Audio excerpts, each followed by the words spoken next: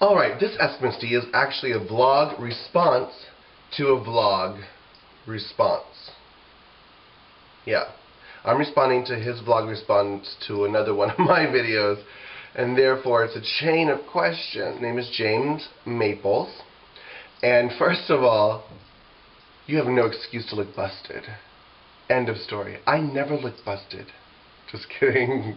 All of my vlogs are done after work when I'm looking at a hot mess. Like, look, I'm having a really bad allergy attack, and I tried to disguise that my eye is totally watery. I redid my eyeliner, but I'm still looking rotted. Anyways, note to all future vloggers that are asking me questions via video. Let's put it on my form spring so I can see it. First of all. Second of all, please be patient, because I do have lots and lots and lots of questions, and it takes me a minute. I'm working from the oldest to the newest, and it's taking me a minute to get up the hierarchy. And I went to answer a vlog question to someone else, and their video was deleted. So I guess I waited too long, and I'm sorry. But anyways, nonetheless, I do apologize. It does take me a minute to get to you. But here is my vlog response to your question. I'm going to go ahead and address a couple things for your question that I truly feel you had valid points on. Okay, first of all, good luck on your song on iTunes. And yeah, people contacting you that you knew once upon a time. It's weird because people that either made fun of me or tried to beat me up or mostly just made fun of me, I guess, are my friends now on Facebook. And I really don't care. I mean, I don't know, I guess it's difficult for me because I really, honestly, blacked out most of my high school and college.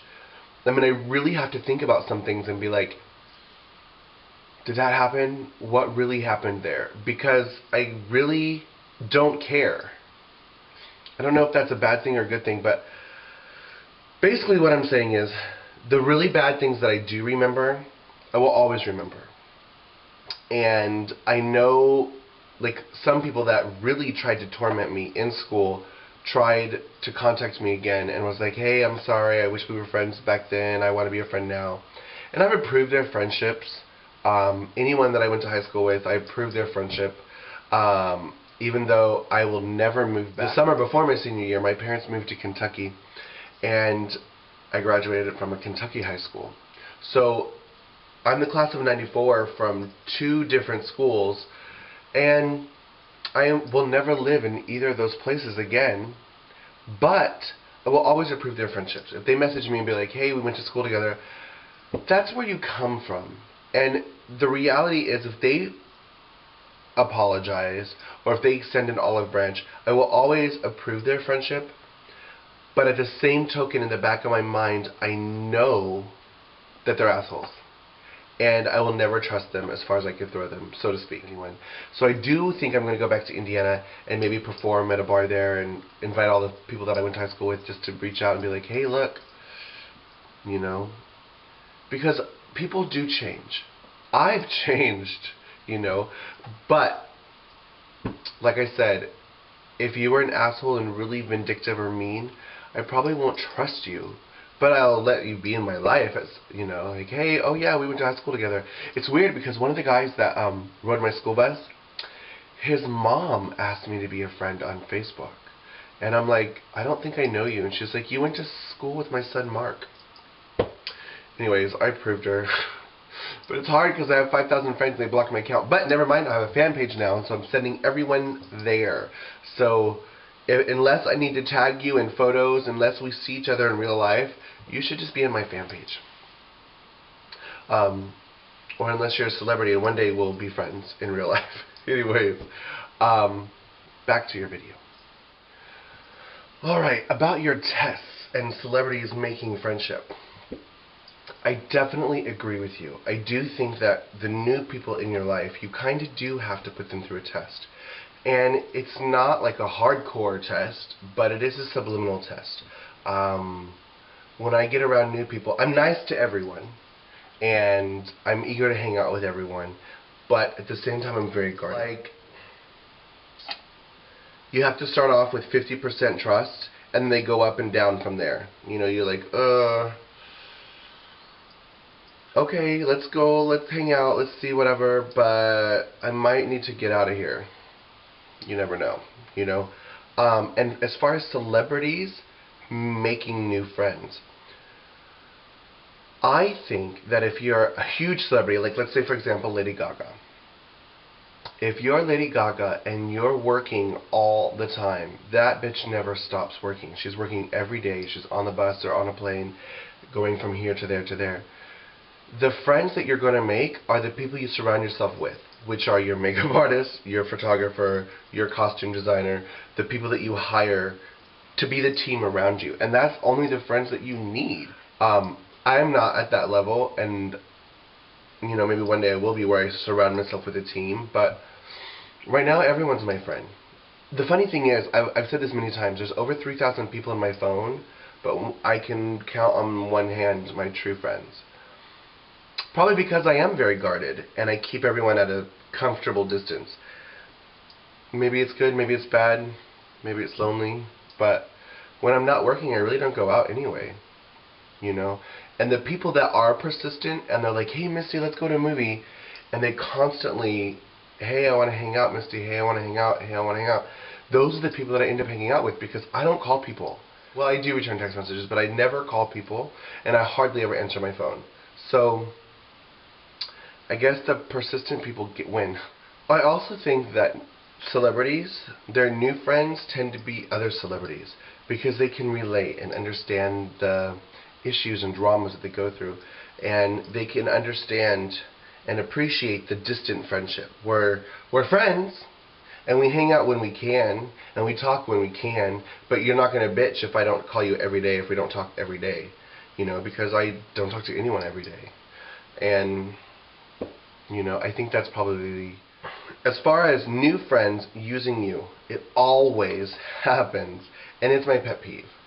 You know, I can't stand it when somebody new, or even a friend that's a decent friend that comes into my life and they're like, hey, can you invite all your fans to be on my Twitter page, or can you invite all your fans to follow my fan page, or can you, it's like, dude, don't ask me to do that.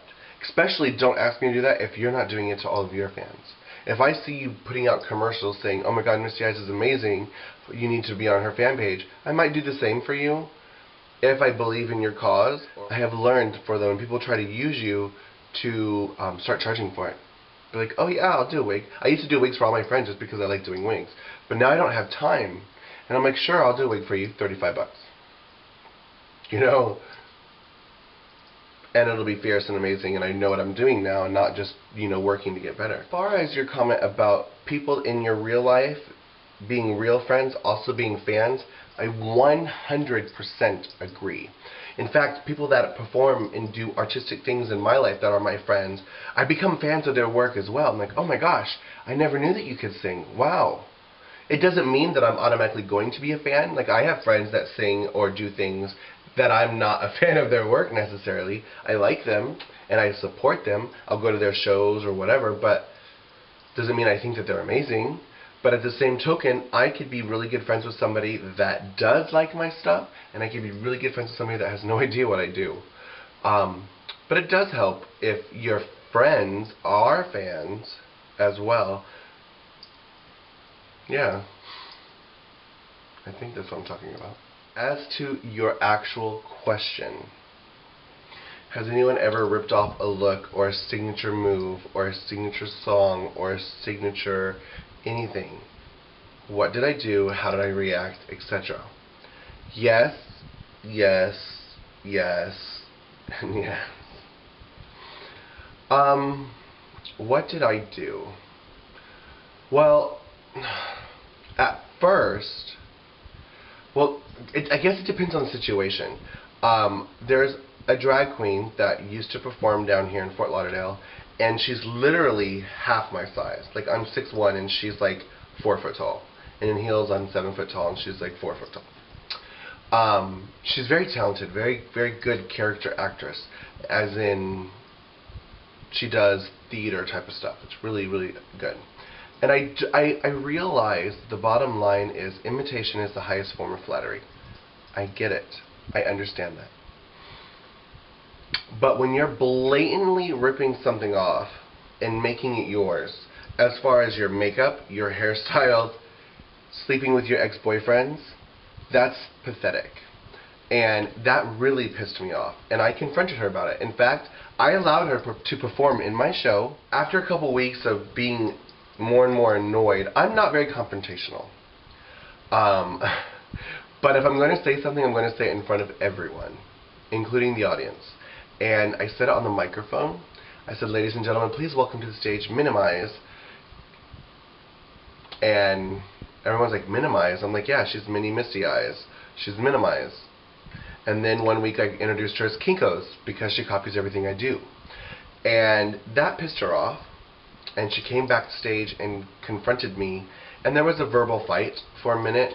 And I'm like, look, I don't like you. I think that you need to find your own shtick. And especially don't come to my show and whatever. As far as songs go, there's a song that Wendy Ho does called Fuck Me, and I heard a drag queen from Key West do it. I love that song. Can you please, do you mind if I do it? And she's like, no, I don't mind. I don't care at all. And I started doing it, and it became one of my signature songs. It still kind of is. I mean, I did it everywhere. And Kinkos, as well as other people, started doing this song as well. And when it's a song that's a parody of another song, it's kind of unique. It's like, basically what I'm trying to say is, you can wear the same pair of jeans every day to school or work. But when you have red and yellow checkered pants, you can't wear them every day because they're so obvious that people are like, whoa, you just wore those. Well, a parody, a blatant, obvious, outlandish parody, like Fuck Me. So all of a sudden, all these drag queens in Fort Lauderdale started doing it, and I started getting phone calls. Like, oh, so-and-so did that song at Cashetta's show. Oh, so-and-so did this song on the T-Cruise. Oh, so-and-so did this song here. The reality is, I didn't write this song. It's not my song. If they buy it from Wendy Ho, then I can't say anything. I guess I don't care. On one hand, I don't care. On one hand, I do care. I don't care because, again, it's not my song. I didn't write it or sing it. But I kind of ish care.